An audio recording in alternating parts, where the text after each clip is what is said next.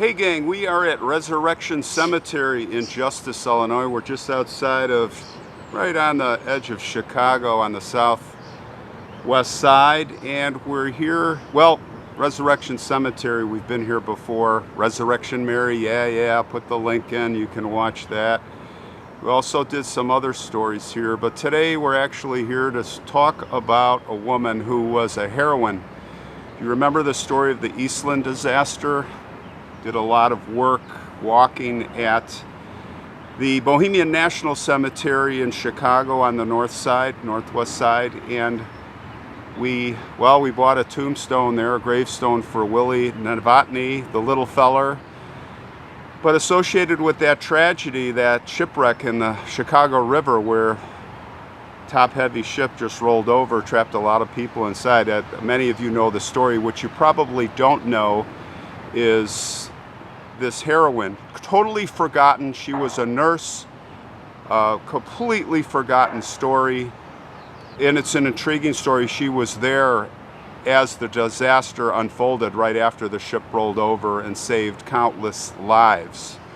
You are going to see some pictures and footage that you probably haven't seen before. You're going to hear a couple of things that you probably haven't heard before. The EASTLAND disaster has been really covered, but you're going to learn some new things today. I was amazed, and we have some real footage. When I say real, R-E-E-L, old footage of her on the hull of the EASTLAND assisting. So let's take a walk to her grave, and we will talk about her story. Now, one thing I need to do is I need to really shout out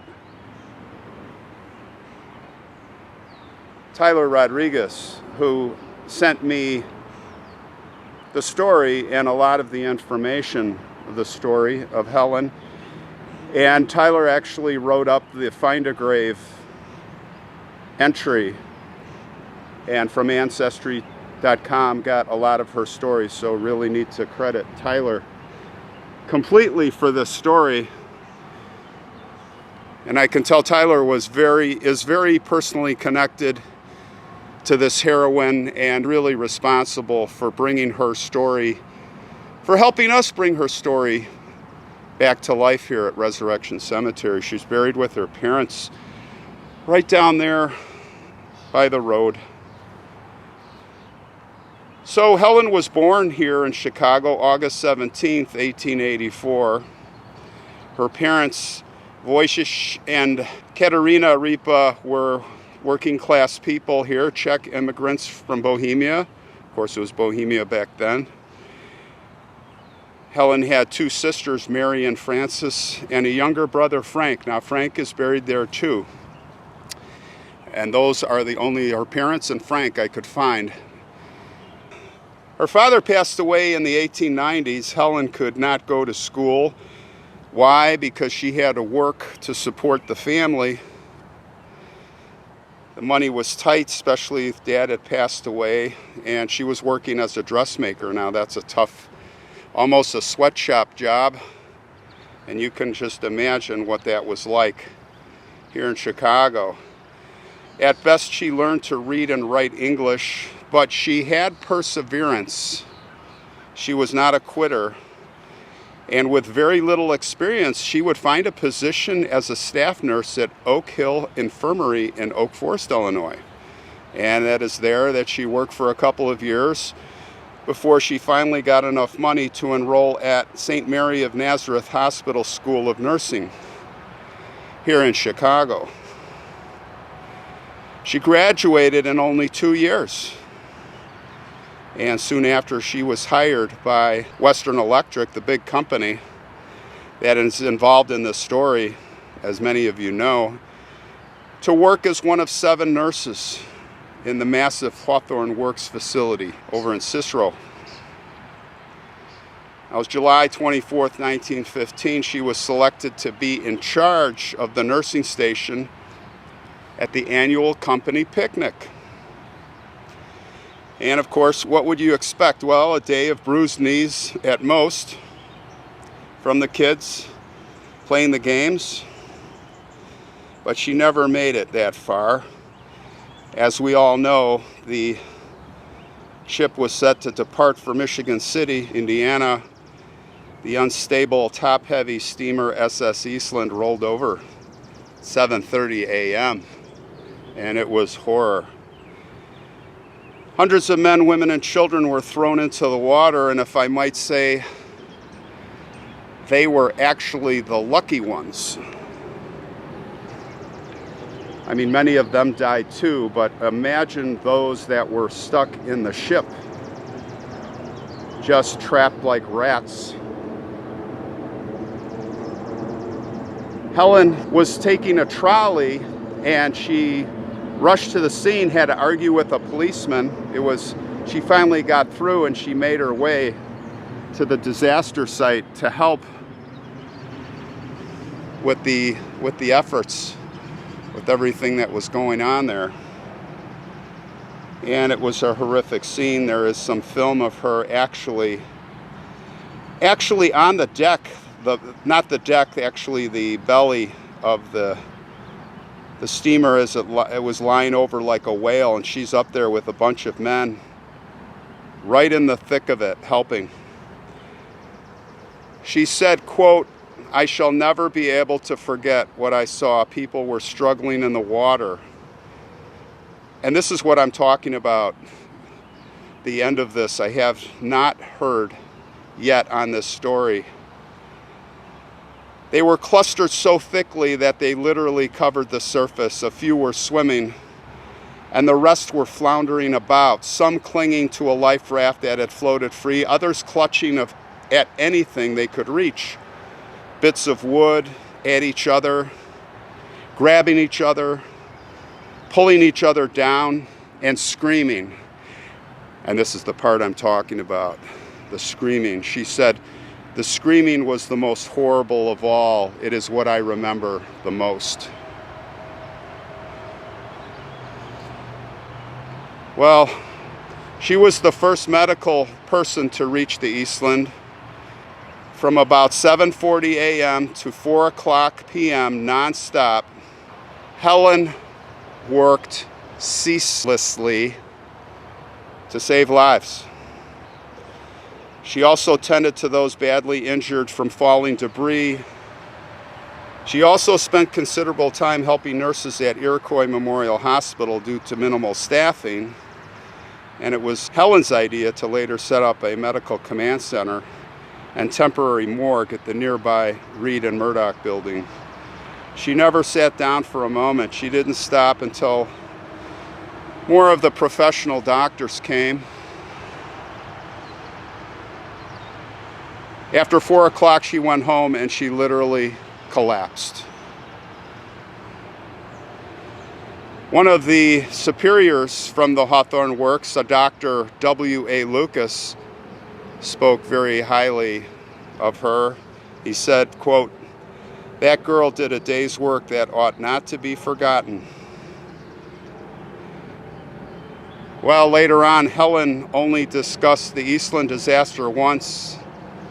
On July 28th, she gave an interview for Western Electric News. It was titled "The Experiences of a Hawthorne Nurse." She definitely was deeply traumatized. And despite her efforts and everyone else trying to save lives, 844 people died that day. Helen worked for Western Electric for only another year. She had to be scarred. You have to think, how many of the victims did she know? She quit Western Electric around 1916, and by 1919 she had become director of the Nurses Alumni Association of St. Mary of the Nazareth.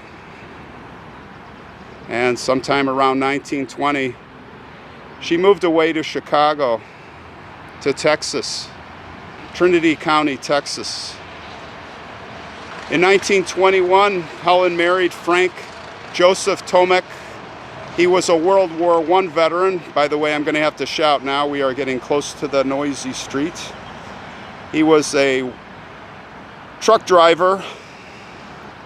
Her only child, Frank Jr., was born a year later. She retired from nursing there and she focused on the child. And sadly, Helen's mother thereafter passed away 1929, and Helen came back to Chicago in 1930, in the late 30s. It is then she was diagnosed with cancer, and there was little that could be done to save her. Helen Ripa Tomek passed away in 1938 at home, surrounded by family. She was buried here, the mother and the father, and I believe the brother. I'll show you at the grave, which is right up here. All of her siblings would be gone by 1950, and her son would live until 1996.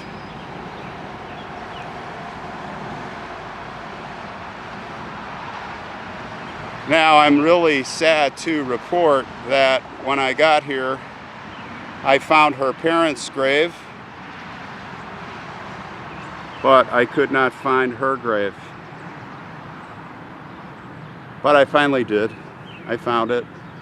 It was buried. She is completely forgotten.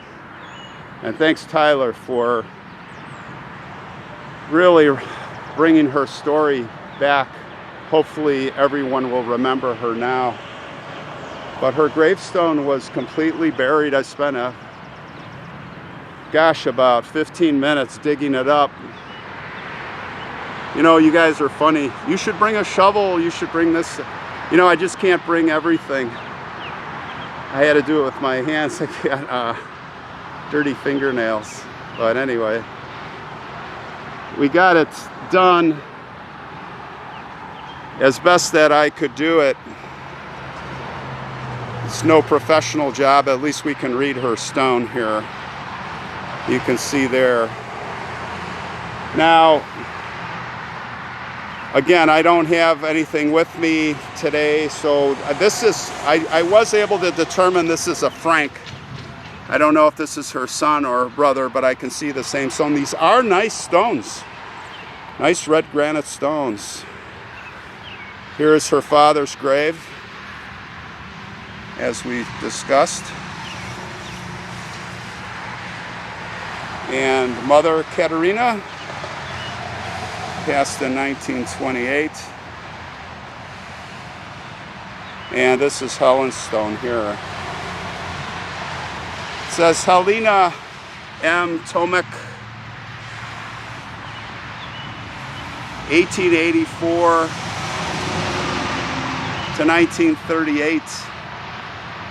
Sorry it's so noisy, everybody, but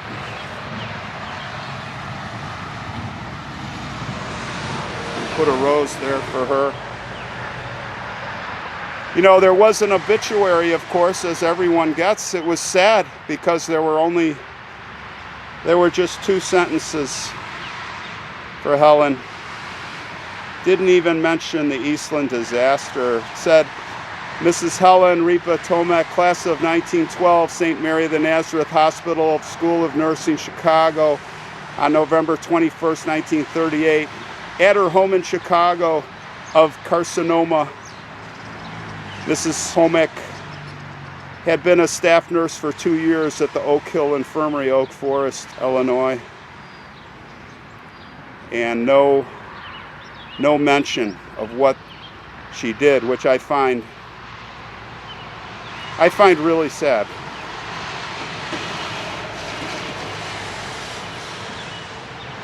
Well, as Tyler writes in the